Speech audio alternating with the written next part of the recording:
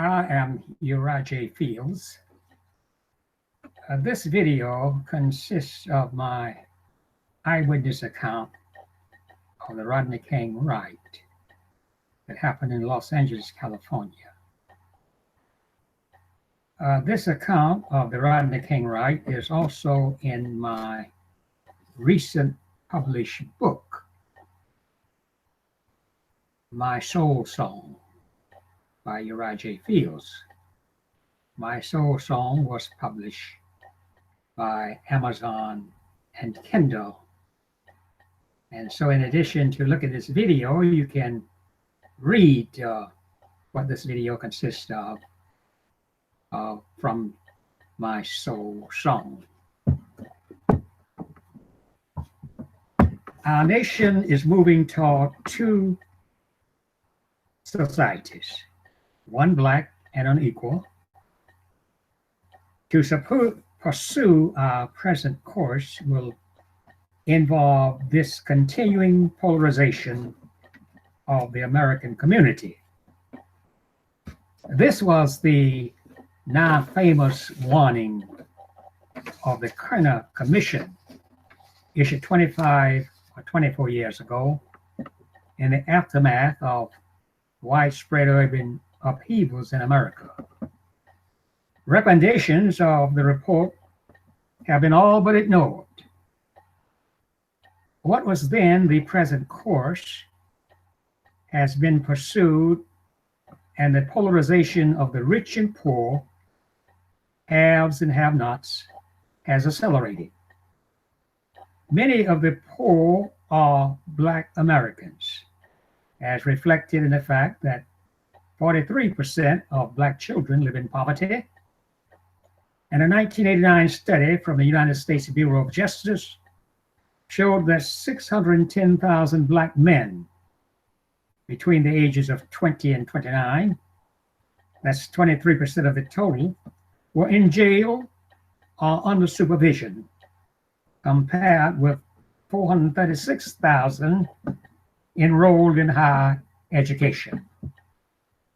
In the United States, 47% of state prison inmates are Black, even though Blacks constitute only 12% of the US population.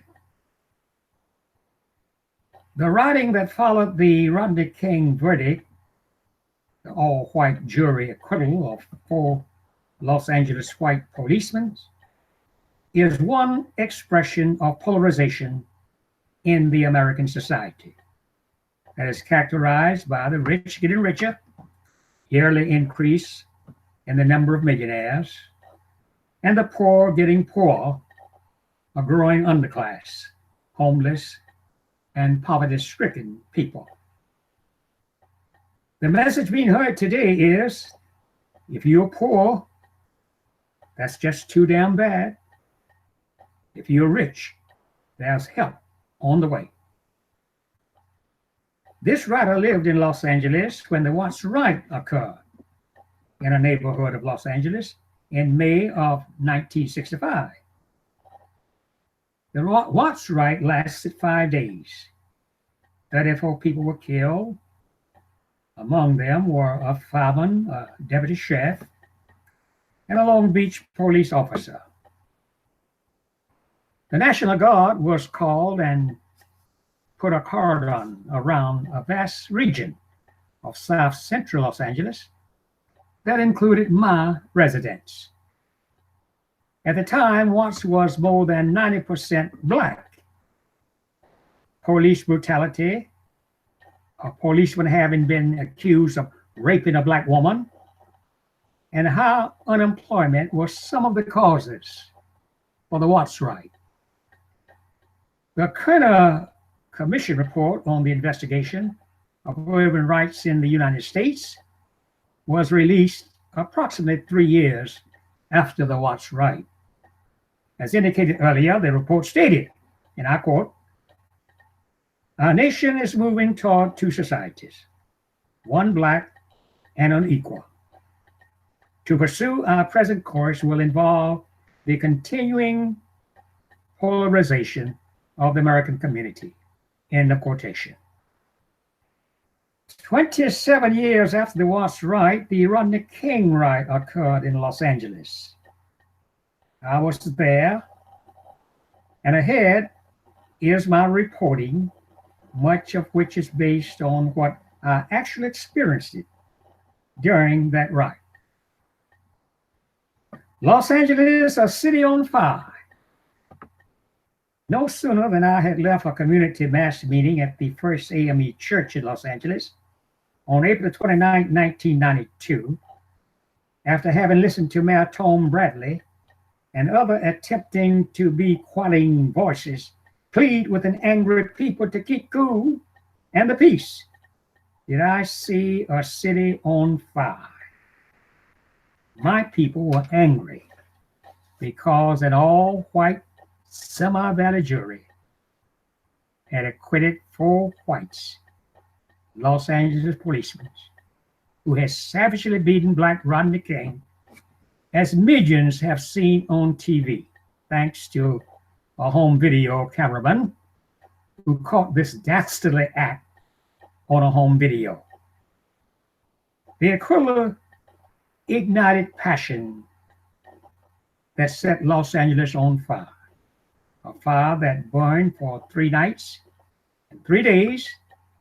And when the fires were extinguished and the smoke cleared, 5 days later there remained an eternal flame that constantly reminds Los Angeles and other Americans that Los Angeles remained a city on fire.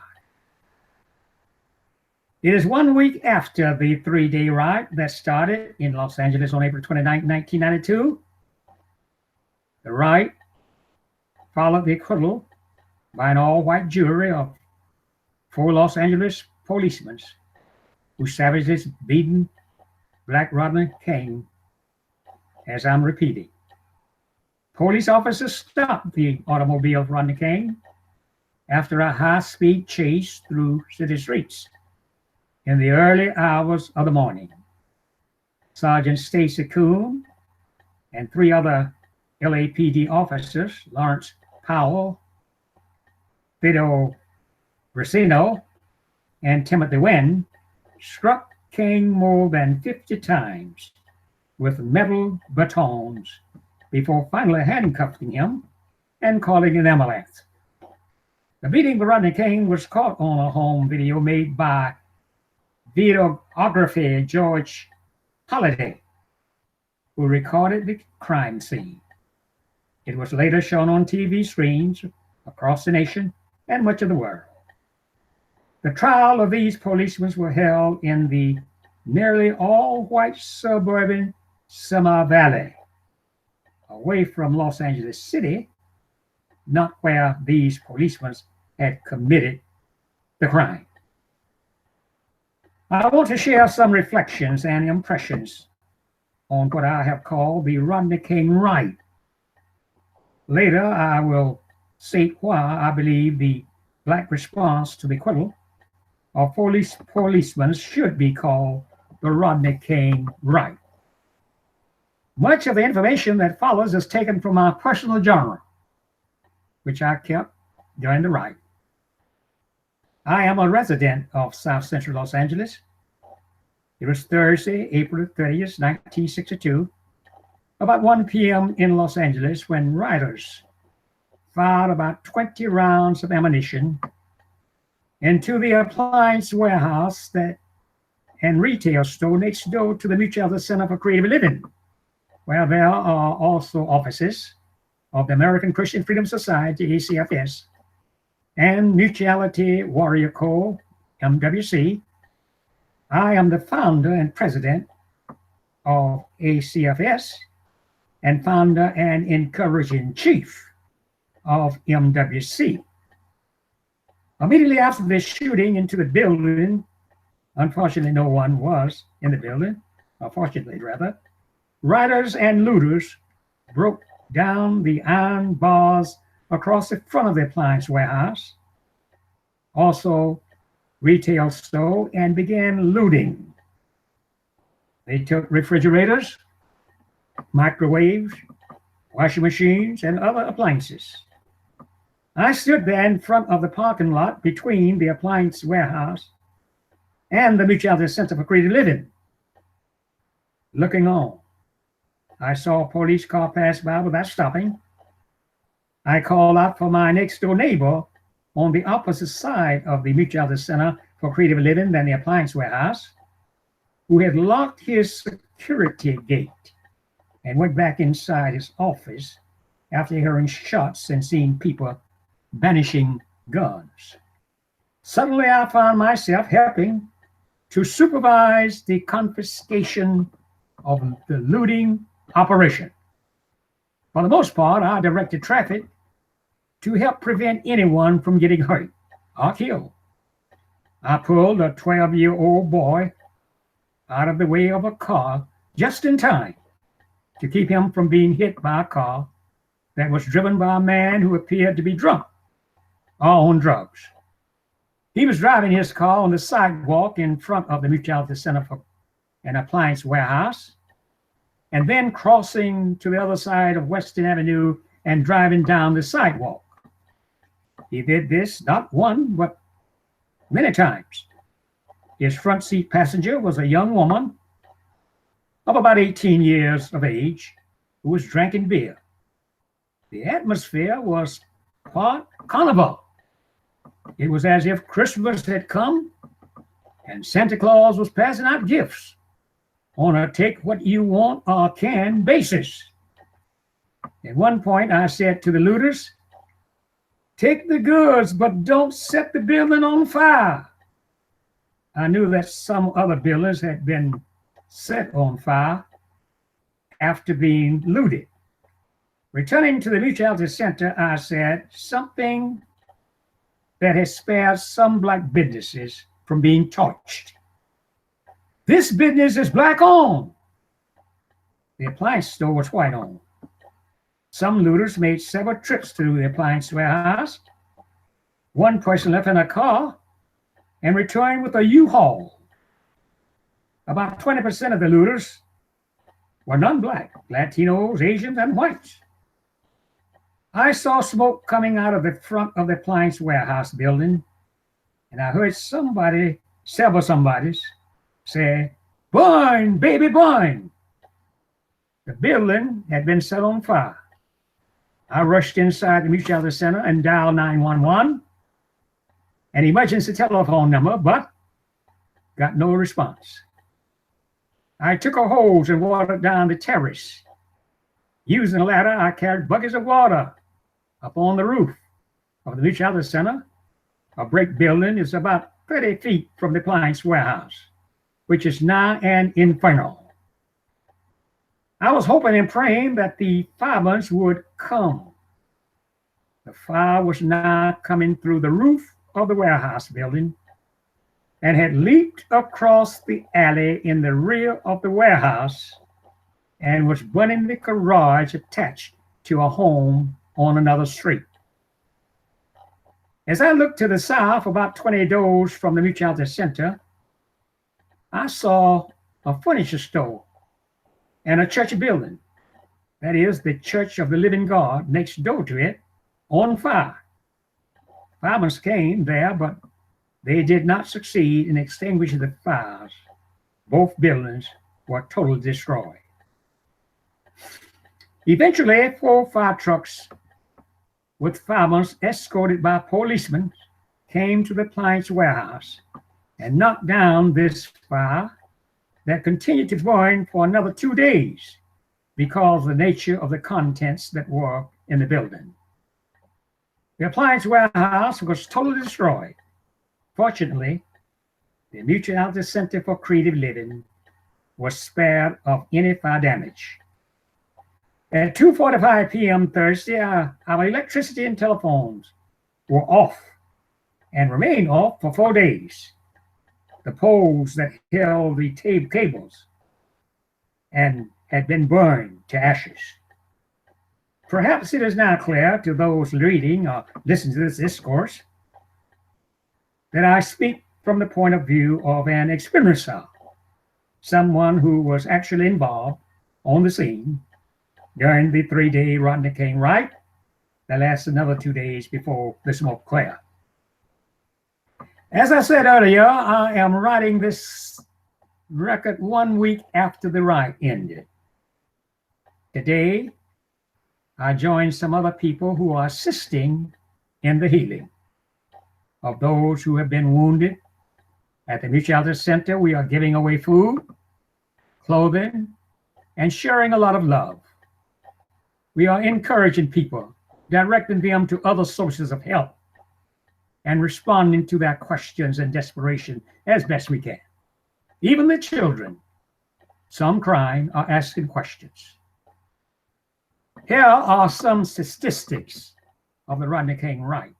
The toll: deaths, 53, injuries, 2,383, including 227 critical, fires, 5,383, structure files called, arrests, 15,008, including 2,628 felonies, 1,352 illegal aliens, damage estimated $785 million, dispatched to duty, Los Angeles Police Department, 5,000, 1,700 to 2,100 deployed at any one time.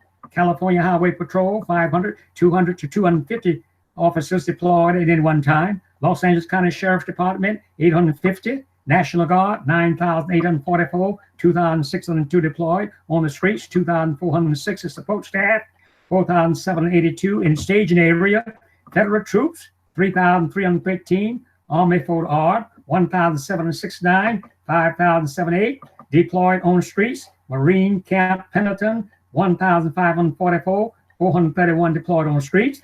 Now, I want to go back to Wednesday, April 29, 1992. I repeat much of the information that follows is taken from my personal journal. And so at 3:30 p.m. that Wednesday, I was informed by a white man in Garden Grove, the city where Robert Schuller's Christian Cathedral is located, and some 35 miles from Los Angeles, where I am engaged in transacting business, that the 4 policemen charged with beating Rodney King had been acquitted. This man wondered how that could be after what he had seen on the videotape of the beating of Rodney King. I had intended to remain in Garden Grove another 2 hours, but instead I hastily returned to Los Angeles. I was aware that Black ministers and other Black leaders in Los Angeles had scheduled a community mass meeting to be held at 7 p.m. on the day the verdict was announced at the First AME Church. As Secretary of the Interdenominational Ministerial Alliance of Los Angeles, I had recorded the minute scheduling this community meeting. The ministers felt that it was important to have such a meeting. We did not know at that time when the verdict would be rendered, but we knew that the Black community would be making an immediate response to the verdict, and that leadership could be crucial. There was a feeling among Blacks, based on unjust decisions of the past, that the pending verdict would dispense injustice, not justice, notwithstanding the videotape of the Rodney King beating. In less than an hour after I arrived in Los Angeles, the news came that Black people were throwing rocks and bottles at the corner of Florence Street and Nominee Avenue, which was about to become as well known as Hollywood Boulevard and Vine Street in Hollywood. At 6:30 p.m., I saw on TV a white man, Reginald Denny, a truck driver, who had stopped at a traffic light at Florence and Nominee, being dragged from his truck by Black men and severely beaten. The news reporter, without specifying areas of the city where Blacks were protesting and violence was taking place, indicated there were many other violent situations going on. I headed for the First AME Church, pastored by Reverend Cecil Chip Murray. Chip, as he's affectionately called, is the leading Black minister and spokesman for Black people in Los Angeles. So when I arrived at the church, just minutes before 7 p.m., the church was filled and overflowing into the streets. I informed the ushers that I needed to be on or near the speaker's rostrum, and they, thinking that I was a speaker for the occasion, escorted me inside the church, where I was able to tightly squeeze myself between two cooperative persons near the pulpit. Following some dramatic singing, comments by a number of speakers who lambasted the all-white jury for having acquitted the 4 white policemen who had beaten Rodney King, Mayor Tom Bradley urged people to express their anger, but to do it in a positive way and not resort to violence and destructive behavior. He was booed by some people in the audience. 2 speakers said that blacks must take action, take to the streets, and protest the decisions that had been rendered by the all-white jury. One person designed to speak, who initially was not allowed to do so, had to be restrained. And after some people in the audience shouted out, "Let her speak," she was allowed to speak. Some people demanded that black leaders offer a plan of action. Before the 2.5 hour meeting ended, news came that a building near the church was on fire. Shortly after this news, the meeting adjourned. When I stepped outside of the church, I saw a building on fire. I drove 2 blocks away from the church to the corner of Adams Boulevard and Western Avenue and saw a gasoline station on fire. I looked south on Western Avenue and saw more fires. So rather than turn left on Western Avenue as I had intended to do, I continued west on Adams Boulevard and turned left on Crenshaw Boulevard, where several businesses were on fire, and some people were in the streets checking to see if any white person was in a vehicle. Others were looting. The area was beginning to look like a war zone.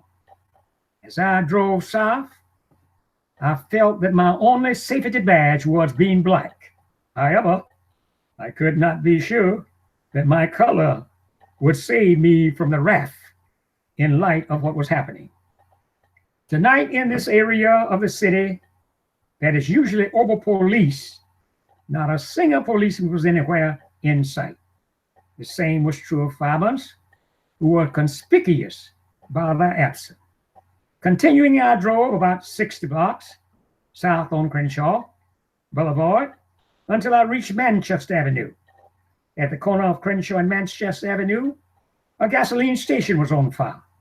As I proceeded east on Manchester Avenue, I saw 2 liquor stores and a clothing store on fire. I turned right on Western Avenue and headed south about 6 blocks where the Mutuality Center for Creative Living is located and where I have an office. Before I reached the Mutuality Center, I saw more buildings burning and a bank as well. Arriving at the center safely, I fastened my eyes on the TV and watched the news practically all night. What I had observed and the scenes I saw on TV that night were unbelievable. It appeared to be surreal, but I knew from my own experiences that it was reality. 5 trucks had been shot. It was announced on TV that farmers and policemen were refusing to get involved in South Central Los Angeles for the remainder of the night because they felt it was too dangerous for them to be there. They feared for their lives, apparently, not for the lives they were sworn to protect and serve. As Thursday morning approached, the news media urged people to stay off the streets and to stay home. Fires were spreading like wildfire in areas of the city and beyond South Central Los Angeles. That included Koreatown, Hollywood, Westwood, and the nearby cities of Inglewood, Compton, Hawthorne, Beverly Hills, and Long Beach. Reports began to come in announcing that people had been killed. On Thursday about 8 a.m., I drove about 30 or 40 blocks in something of a rectangular configuration. There was devastation, water flowing down many streets, buildings burning, and police and firemen on the scene. I sensed that the best place for me to be was at home. So I returned home, where I remained until about noon. Then I left to have lunch at a restaurant. About an hour later, I arrived at the Mutuality Center just after shooting, my neighbor would later inform me, had taken place next door to the Mutuality Center. I saw looters or confiscators at the appliance warehouse loading refrigerators, washing machines, microwaves, and other home appliances into cars. Others were using dollies on foot, carrying confiscated goods. Mayor Bradley ordered a curfew effective Thursday night. It seemed to be of some benefit, but the burning, looting, and violence continued through Friday night. The mayor lifted the curfew on May the 4th. On Saturday, one could feel the difference. Although the burning of badly damaged or destroyed buildings were more than reminders that things were not the same as they had been a week earlier. Saturday was a day when a large number of people, including myself, took to the streets with brooms and rakes in hand to help clean up the city, that is, to at least remove rubbish out of the streets and sweep the sidewalks. I did not have to go far any further than next door to the Mutuality Center for Creative Living to assist in the cleanup. I was joined by 12 other people. Later, I went not far from the Mutuality Center to the furniture store and Church of the Living God and assisted in the cleanup. These two buildings had been totally destroyed by fire. I also encouraged people, some who were victims, others who were angry or frustrated, and children who needed to find their bearing and to know that somebody, perhaps other than their families, cared about them. Sunday, we had an extended spiritual service at the Mutuality Center, which is also known on Sundays as the Mutuality Temple. My feeling was that a part of the answer to the questions being raised could be found within people's souls, and that meditation was one technique for tapping that resource, which could help mend the individual and community brokenness. So on Sunday afternoon, we ordinarily conduct the weekly People's United Freedom Forum, PUFF, PUF, that was held each Sunday afternoon at 2 p.m. at the Mutuality Center. And during these forums, we would discuss a variety of topics and issues aimed at personal development and community, particularly practicing community.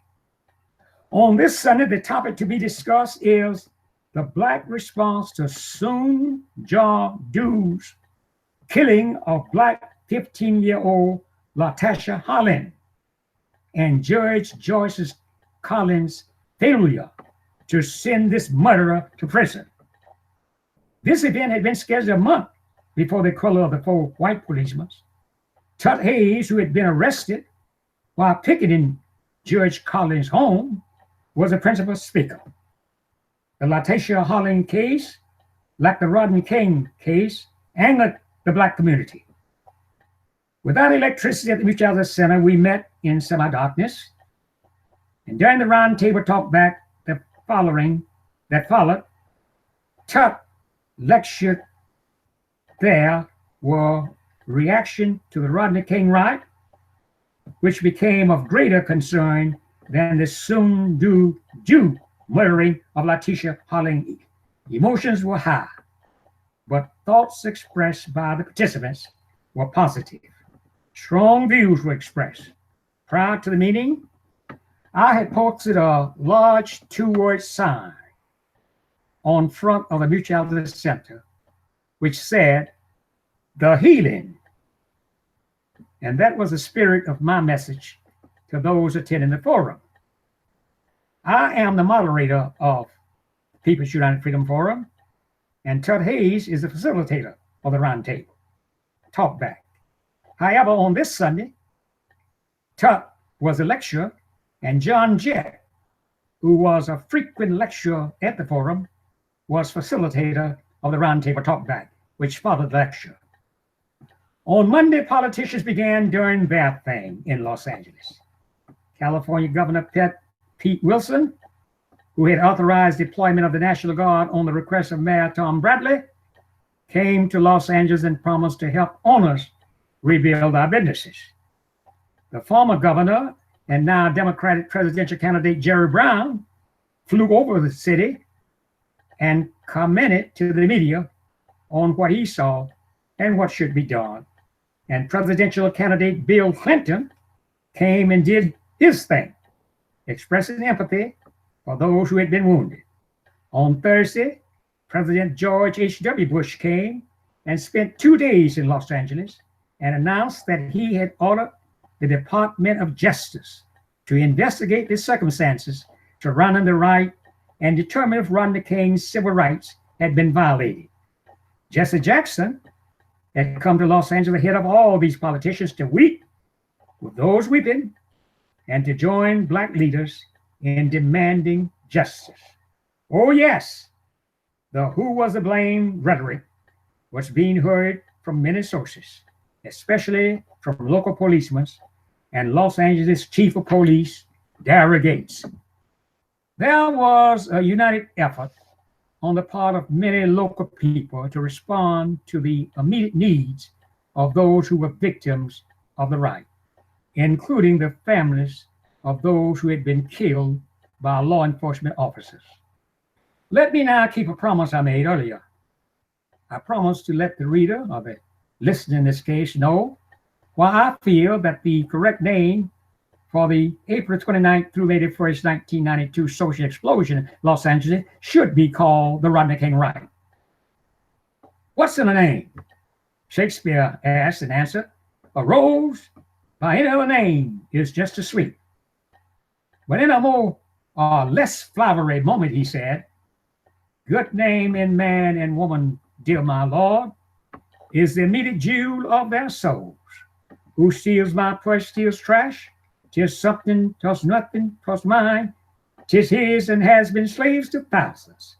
But he that filches from me my good name robs me of that which not enriches him and makes me poor indeed. What should we call the destructive and violent incident that occurred following the verdict that acquitted 4 Los Angeles white policemen who had severely beaten Rodney King? Some people have referred to it as a riot. Others call it Los Angeles riot. And still others refer to it as the South Central Los Angeles riot or people. I take the position that the proper name we call this incident is of great importance. So I propose that we call it the Rodney King Riot, just as the Martin Luther King Jr. holiday is named after Martin Luther King Jr., the Rodney King Riot should be named after Rodney King. One of the purposes of the name is to pay tribute to the persons whose contribution impacted significantly enough for his legacy to challenge them to embrace and perpetuate the values and concerns that were for the legacy giver a matter of ultimate concern and of redemptive value for society. It is probably true that neither Martin Luther King Jr. nor Rodney King had much to do with actualization in the holiday or riot. And even though they are pivotal personalities in these achievements, they, not others, should assign any credit to them for the holiday or riot. Providence or karma destined both Martin Luther King Jr. and Rodney King to play the role they played in these unfoldments, and equally as important, that other players would contend for Martin Luther King Jr. holiday and justice for Rodney King and others potentially subjected to police brutality. Martin Luther King Jr. and Rodney King have more in common than their surnames.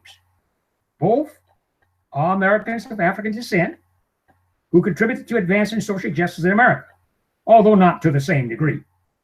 Calling this incident the Rodney King Riot does not demonstrate, as some people may think, that we are dignifying something that is bad, any more than when we embraced the Martin Luther King Jr. holiday. For years, the state of Arizona refused to ratify the King holiday. Some people find the Rodney King Riot to be revolting, especially since it contains the word right. But riots like war can be honorable when it is justified, as many blacks feel to be true with this riot that was a response to injustice. When open-minded focus on what the Rodney King Riot was about, injustice black people are subjected to every day, it is not difficult to understand that only strong and confrontive actions have any chance of being effective in making society more just. It is true, as Frederick Douglass noted, power never yields without demand. Like the prophet Amos, the Rodney King Riot delivers the message, let justice run down like waters, Amos 5:24. Much damage was done during the Rodney King Riot. 53 people were killed.